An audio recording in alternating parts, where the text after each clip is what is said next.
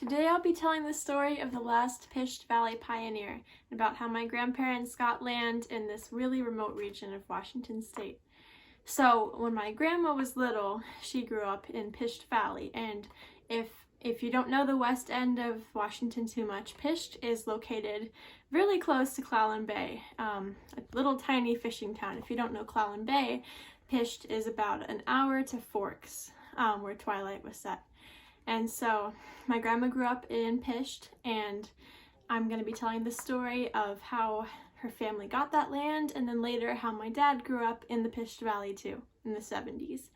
So when my great-grandfather was in his 20s, he was fishing in the Pysht Valley, and he'd just come for a visit to Pysht from Seattle, and he met this guy named Paul Fernandez, and Paul Fernandez lived in Pysht too, and they started to get to talking, and they decided to become friends, and Paul invited my great-grandfather Don over for dinner. And so Don went to Paul's house, and Paul's parents were Tony and Gertie Fernandez, and Gertie Fernandez had lived in Pysht since the late 1800s, had grown up there. She was a German immigrant, and so her family bought some land in Pysht at the end of the 19th century, and she had raised her sons, Paul and two other boys, in Pysht. And so she and her husband Tony, who was a Portuguese immigrant, they took a liking to my great-grandfather Don, and so eventually they sold him some land in Pysht. So in 1931, they sold him their old cabin, which was on their lot of land, for $10, and they sold him some land around it as well too, which is a crazy price given how much that would be today. So my great-grandfather raised my grandma Carolyn there, and the rest of their family.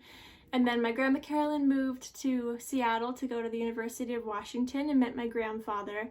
And then a few years later, they decided to move back to Pysht, and that wild streak was still there for my grandma, and so they moved there, and they discovered that my great-grandfather, who had recently passed away at that point, had been left some land by Gertie and Tony, and so just as a family inheritance kind of thing. And so they found that they had 100 acres of land that Gertie and Tony had sold, and kind of often even given it as a gift, because my family couldn't really afford it at that time because it was during the Depression.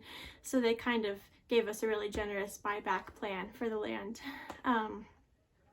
And so my grandparents moved there with my dad and his two brothers, my uncles, and that's where my dad grew up. So he grew up in this really remote region of Pysht with population 6.